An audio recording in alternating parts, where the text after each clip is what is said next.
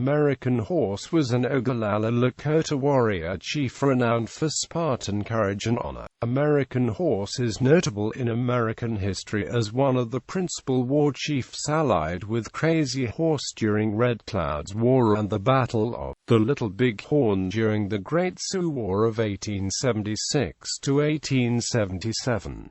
Chief American Horse was the son of Old Chief Smoke, an Oglala Lakota head chief and one of the last great shirt wearers, a highly prestigious Lakota warrior society. He was a signatory to the Fort Laramie Treaty of 1868, along with his brothers Chief Red Cloud and Chief Blue Horse. A month or so after the treaty, American Horse was chosen Oglala, along with Crazy Horse, young man afraid of his horses and man that owns a sword. On September 9, 1876, American Horse was mortally wounded in the Battle of Slim Butte fighting to protect his family and defending against the white invasion of the Pahasapa Black Hills. The Smoke people. Chief American Horse was the son of Old Chief Smoke. Old Chief Smoke was an Oglala Lakota head chief and one of the last great shirt wearers, a highly prestigious Lakota warrior society. The Smoke people were one of the most prominent Lakota families of the 18th and 19th centuries. Old Chief Smoke was one of the first Lakota chiefs to appreciate the power of the whites, their overwhelming numbers and the futility of war. He appreciated the need for association and learned the customs of the whites. Old Chief Smoke had 5 wives who bore him many children. Old Chief Smoke's sons carried the Smoke people legacy of leadership in Oglala Lakota culture into the early 20th century. The children of Old Chief Smoke were Spotted Horse Woman, Chief Big Mouth, Chief Blue Horse, Chief Red Cloud, Chief American Horse, Chief Bull Bear 3, Chief Solomon Smoke 2, Chief No Neck and Woman Dress. Treaty of Fort Laramie 1868. Chief American Horse was one of the principal war chiefs allied with Crazy Horse and Red Cloud during Red Cloud's War. American Horse was a signatory to the Fort Laramie Treaty of 1868, along with Chief Red Cloud and Chief Blue Horse, his brothers. The treaty was an agreement between the United States and the Lakota Nation guaranteeing the Lakota ownership of the Black Hills, Pahasapa, and land and hunting rights in South Dakota, Wyoming and Montana. The Powder River country was to be henceforth closed to all whites. The treaty ended Red Cloud's War. A month or so after the Treaty of 1868, 4 Oglala were chosen. Crazy Horse, American Horse, young man afraid of his horses and man that owns a sword. Crooks Horse Meat March. Crooks Horse Meat March marked the beginning of one of the most grueling marches in American military history. Crooks' command consisted of about 2,200 men, 1,500 cavalry, 450 infantry, 240 Indian scouts, and a contingent of civilian employees, including 44 white scouts and packers. Crooks' civilian scouts included Frank Gruard, Baptiste, Big Bat, Poirier, Baptiste, Little Bat Garnier, Captain Jack Crawford and Charles Buffalo Chips White. News of the defeat of George Armstrong Custer at the Battle of the Little Bighorn on June 25 and 26, 1876, arrived in the East as the U.S. was observing its centennial. The American public was dismayed and called to punish the Sioux. On August 26, 1876, with his men rationed for 15 days, a determined General Crook departed from the Powder River and headed east toward the Little Missouri pursuing the Indians. Crook feared that Indians would scatter to seek game rather than meet the soldiers in combat after the fight with Custer. All other commanders had withdrawn from pursuit, but Crook resolved to teach the Indians a lesson. He meant to show that neither distance, bad weather, the loss of horses nor the absence of rations could deter the U.S. Army from following its enemies to the bitter end. War correspondents with national newspapers fought alongside General Crook and reported the campaign by telegraph. Correspondents embedded with Crook were Robert Edmund Strayhorn for the New York Times, Chicago Tribune and the Rocky Mountain News, John F. Finity for the Chicago Times, Reuben Briggs Davenport for New York Herald and Joe Wasson for the New York Tribune and Alta California. Chief American Horse at Slim Buttes. The Battle of Slim Buttes was fought on September 9 and 10, 1876, in the Great Sioux Reservation between the United States Army and the Sioux. The Battle of Slim Buttes was the first U.S. Army victory after Custer's defeat at the Battle of the Little Bighorn on June 25 and 26, 1876, in the Great Sioux War of 1876 to 1877. Brigadier General George R. Crook, one of the U.S. Army's ablest Indian fighters, led the Horsemeat March, one of the most grueling military expeditions in American history, destroying Oglala Chief American Horse's village at Slim Buttes and repelling a counter-attack by Crazy Horse. The American public was fixed on news of the defeat of General George Custer at the Battle of Little Bighorn, and war correspondents with national newspapers fought alongside General Crook and reported the events. The Battle of Slim Buttes signaled a series of punitive blows that ultimately broke Sioux armed resistance to reservation captivity and forced their loss of the Black Hills Pahasapa, the village following the Battle of the Little Bighorn. Lakota leaders split up, each doing what they thought best for their people. Most were heading back to the reservations. On September 9, 1876, Chief American Horse's camp of 37 lodges, about 260 people, of whom 30 to 40 were warriors, was attacked and destroyed by General George Crook at the Battle of Slim Buttes.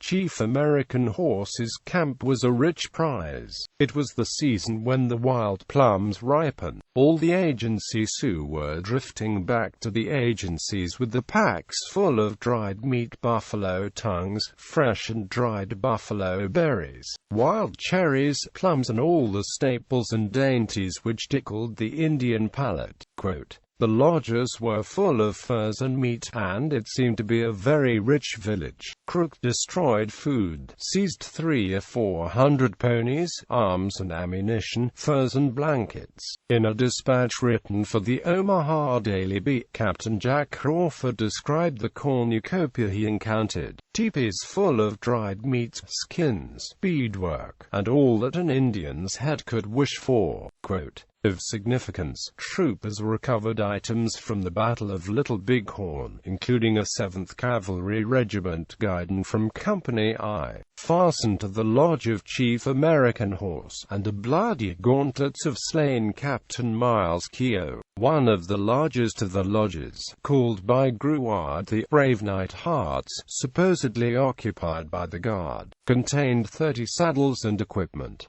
One man found $11,000 in one of the teepees. Others found 3 7th Cavalry horses, letters written to and by 7th Cavalry personnel, officers' clothing, a large amount of cash, jewelry, government-issued guns and ammunition.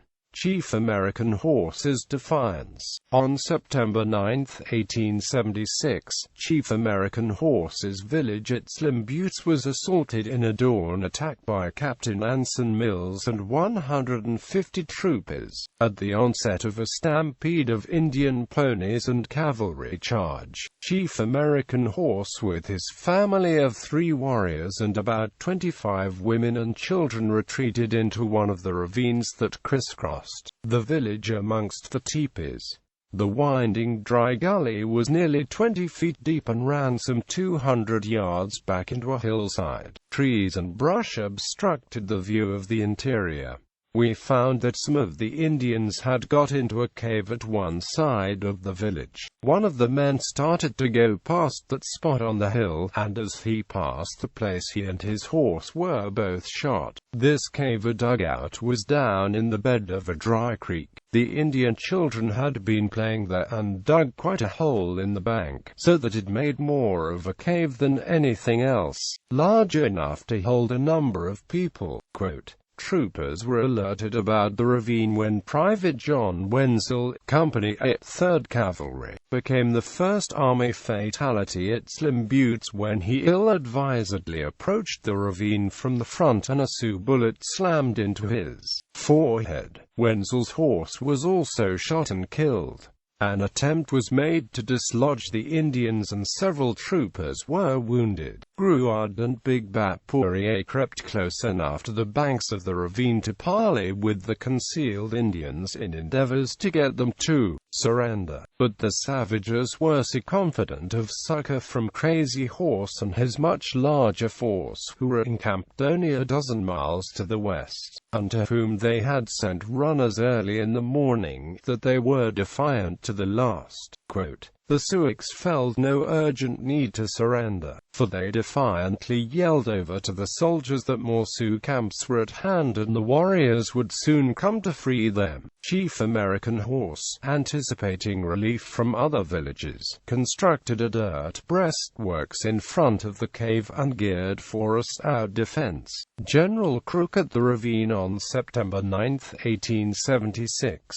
General Crook's relief column endured a forced march of 20 miles to Slim Buttes in about 4.5 hours, arriving at 11:30 a.m. The whole cheering command entered the valley, and the village teemed with activity like an ant-hill which had just been stirred up. Crook immediately established his headquarters and set up a field hospital in one of the Indian lodges. Crook inventoried the camp and the booty. The camp held 37 lodges.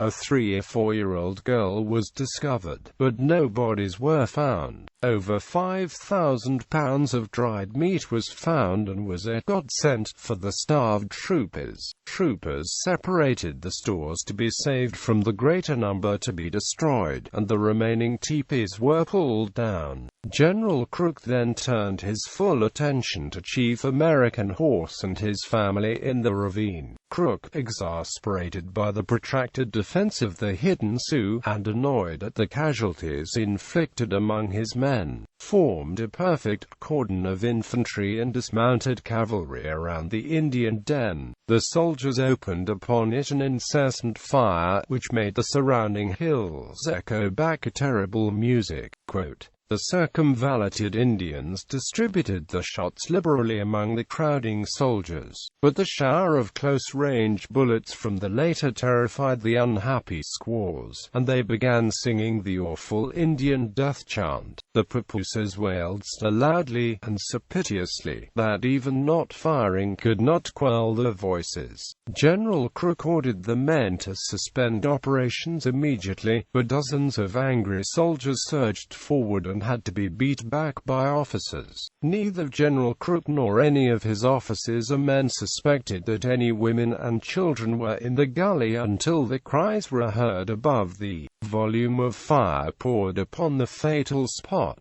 Quote, Gruard and Poirier, who spoke Lakota, were ordered by General Crook to offer the women and children quarter. This was accepted by the besieged, and Crook in person went into the mouth of the ravine and handed out one tall, fine-looking woman, who had an infant strapped to her back. She trembled all over and refused to liberate the general's hand. 11 other squaws and 6 papooses were taken out and crowded around Crook, but the few surviving warriors refused to surrender and savagely recommenced the fight. Reign of Hell. Chief American Horse refused to leave, and with 3 warriors, 5 women and an infant, remained in the cave. Exasperated by the increasing casualties in his ranks, Crook directed some of his infantry and dismounted cavalry to form across the opening of the gorge. On command, the troopers opened steady and withering fire on the ravine, which sent an estimated 3,000 bullets among the warriors. Finity reported, then our troops troops reopened with a very rain of hell upon the infatuated braves who, nevertheless, fought it out with Spartan courage against such desperate odds. For nearly 2 hours, such matchless bravery electrified even our enraged soldiers into a spirit of chivalry, and General Crook, recognizing the fact that the unfortunate savages had fought like fiends in defense of wives and children, ordered another suspension of hostilities and called upon the dusky heroes to surrender. Strayhorn recalled the horror of the ravine at Slim Buttes, the yelling of Indians, discharge of guns, cursing of soldiers, crying of children, barking of dogs, the dead crowded in the bottom of the gory, slimy ditch, and the shrieks of the wounded, presented the most agonizing scene that clings in my memory of Sioux warfare. Surrender of Chief American Horse. When matters quieted down, Frank Gruard and Baptiste Big Bat Poirier asked American Horse again if they would come out of the hole before any more were shot, telling them they would be safe if they surrendered. After a few minutes' deliberation, the Chief American Horse, a fine-looking, broad-chested Sioux, with a handsome face and a neck like a bull, showed himself at the mouth of the cave, presenting the butt end of his rifle toward the general. He had just been shot in the abdomen, and said in his native language that he would yield if the lives of the warriors who fought with him were spared. Chief American Horse had been shot through the bowels and was holding his entrails in his hands as he came out and presented the butt end of his rifle to General Crook. Poirier recalled that he first saw American Horse kneeling with a gun in his hand, in a hole on the side of the ravine that he had scooped out with a butcher knife. Chief American Horse had been shot through the bowels and was holding his entrails in his hands as he came out. 2 of the squaws were also wounded. 11 were killed in the hole. Gruard recognized Chief American Horse, but you would not have thought he was shot from his appearance and his looks, except for the paleness of his face. He came marching out of the death trap as straight as an arrow. Holding out one of his blood-stained hands, he shook hands with me. Quote, when Chief American Horse presented the butt end of his rifle, General Crook, who took the proffered rifle, instructed Gruard to ask his name. The Indian replied in Lakota, American Horse. Quote, some of the soldiers who lost their comrades in the skirmish shouted, no quarter, but not a man was base enough to attempt shooting down the disabled chief. Crook hesitated for a minute and then said, 2 or 3 Sioux, more or less, can make no difference.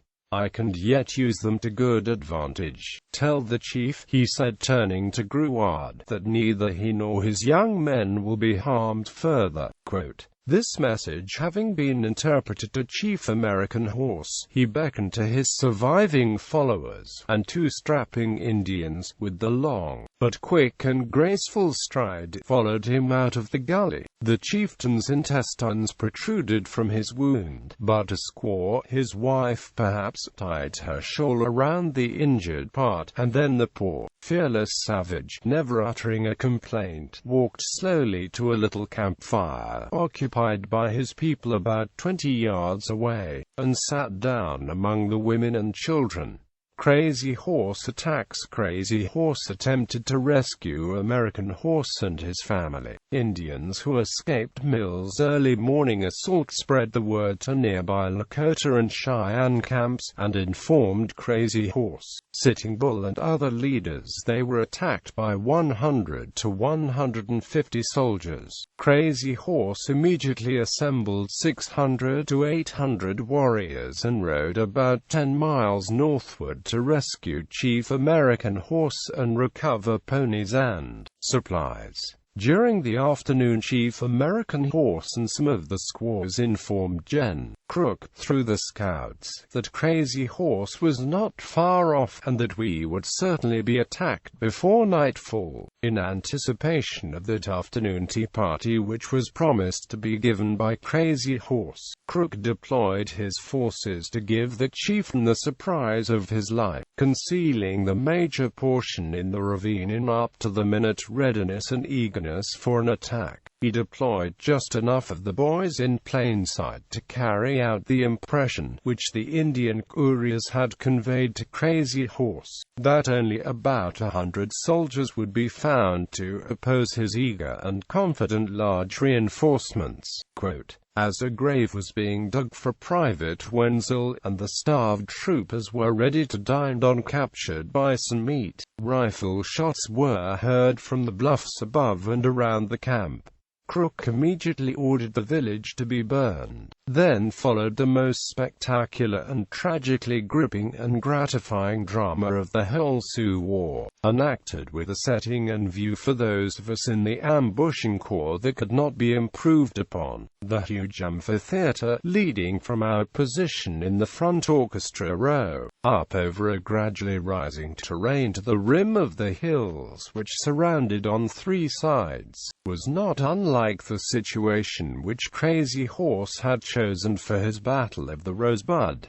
Finity tells how the Indians attacked. Like the Napoleonic cuirassiers at Waterloo, they rode along the line looking for a gap to penetrate. They kept up perpetual motion encouraged by a warrior, doubtless Crazy Horse himself, who, mounted on a fleet white horse, galloped around the array and seemed to possess the power of ubiquity. Strahorn reported, suddenly the summit seemed alive with an eager, expectant and gloating host of savages who dashed over and down the slope, whooping and recklessly firing at every jump. Crazy Horse was surprised to find American Horse's village massed with Crook's main column of over 2,000 infantry, artillery, cavalry and scouts. Crazy Horse little dreamed of the heavy reinforcements of Captain Mills' small band that, in the utmost confidence of eating us alive, he launched his followers right down upon the front and flanks of our splendid defensive position. They were permitted to approach with blood-curdling whoops and in a savage array within easy and sure-fire rifle range before the order to fire was given. They reacted to the deadly shock in a manner that was the real beginning of the end of the Sioux War, so far as any major performance of Crazy Horse was concerned. Bewildered and demoralized by the well-aimed volleys of our 2,000 guns, they dashed for cover in every direction, closely followed by details of our boys who were allotted that much-sought privilege. Quote,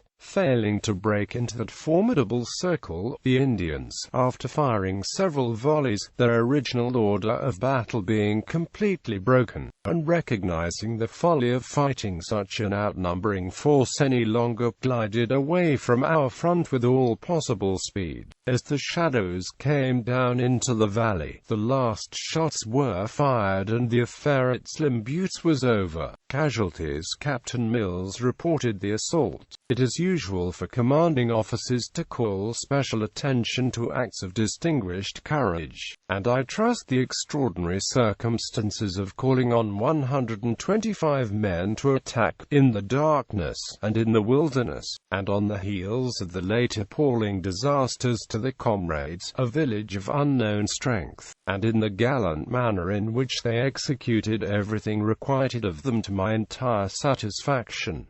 Quote, U.S. Army casualties were relatively light with a loss of 30 men, 3 killed, 27 wounded, some seriously, because the Lakota and Cheyenne warriors maintained a distance of 500 to 800 yards, and consistently fired their weapons high. Casualties were few. Those who died in the field were Private John Wenzel, Private Edward Kennedy and Scout Charles Buffalo Chips White. Quote, Private Kennedy, Company C, 5th Cavalry, had half the calf of his leg blown away in a barrage, and throughout the night medical personnel labored to save his life. Private Kennedy and Chief American Horse died in the surgeon's lodge that evening. Lt. von Leutwitz had his shattered leg amputated above the knee, and Private John M. Stevenson of Company I, 2nd Cavalry, received a severe ankle wound at the ravine.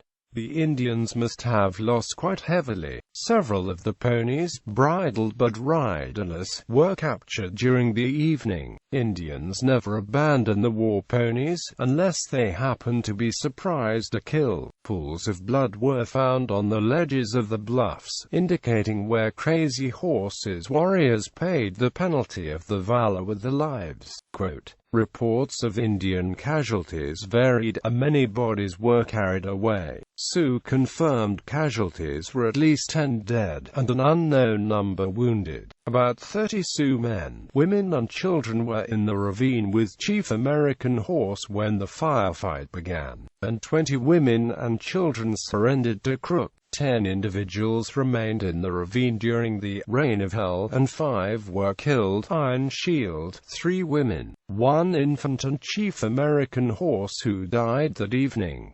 The rest were made prisoners. Charging Bear resisted most desperately and was finally dragged out of his lair at the bottom of the deep gully with only 1 cartridge left. Taken prisoner, he soon after enlisted with General Crooks, exhibiting great prowess and bravery on behalf of his new leader and against his former comrades. Quote, Death of American Horse. Chief American Horse was examined by the 2 surgeons. One of them pulled the chief's hands away, and the intestines dropped out. Tell him he will die before next morning, said the surgeon. The surgeons worked futilely to close his stomach wound, and Chief American Horse refused morphine, preferring to clench a stick between his teeth to hide any sign of pain or emotions, and thus he bravely and stolidly died. Chief American Horse lingered until 6 o'clock a.m. and confirmed that the tribes were scattering and were becoming discouraged by war. He appeared satisfied that the lives of his squaws and children were spared.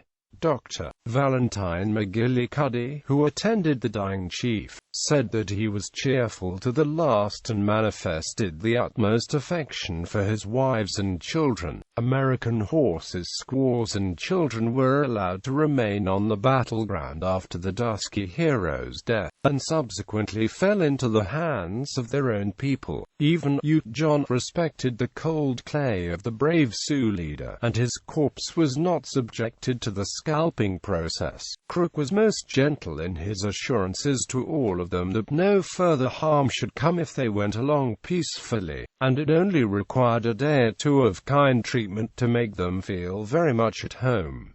2 American Horses. There are 2 Oglala Lakota chiefs named American Horse notable in American history. Historian George E. Hyde distinguished them by referring to Chief American Horse the Elder as the son of Old Chief Smoke and the cousin of Red Cloud, and Chief American Horse the Younger as the son of Sitting Bear and son-in-law to Red Cloud. American Horse the Younger was an Oglala Lakota chief, statesman, educator and historian. American Horse the Younger is notable in American history as a U.S. Army Indian scout and a progressive Oglala Lakota leader who promoted friendly associations with whites and education for his people. American Horse the Younger opposed Crazy Horse during the Great Sioux War of 1876 to 1877 and the Ghost Dance movement of 1890, and was a Lakota delegate to Washington. American Horse the Younger was one of the first Wild Westers with Buffalo Bill's Wild West and a supporter of the Carlisle Indian Industrial School. His record as a counselor of his people and his policy in the new situation that confronted them was manly and consistent, and he was known for his eloquence. American Horse the Younger gained influence during the turbulence of the Great Sioux War of 1876 to 1877. After news of the death of Chief American Horse the Elder at the Battle of Slim Buttes, ISNI seized an opportunity and assumed the name American Horse. Quote, American Horse the Younger was not related to American Horse the Elder, son of Old Chief Smoke. He was the son of Sitting Bear, leader of the true Oglalas. A band of Oglala opposed to the Smoke people. The identities and accounts of American Horse the Elder and the American Horse the Younger have been blended by some historians. Like his great friend Crazy Horse, there are no known photographs or drawings of Chief American Horse the Elder. The Oglala seem incapable of clearing up the tangle.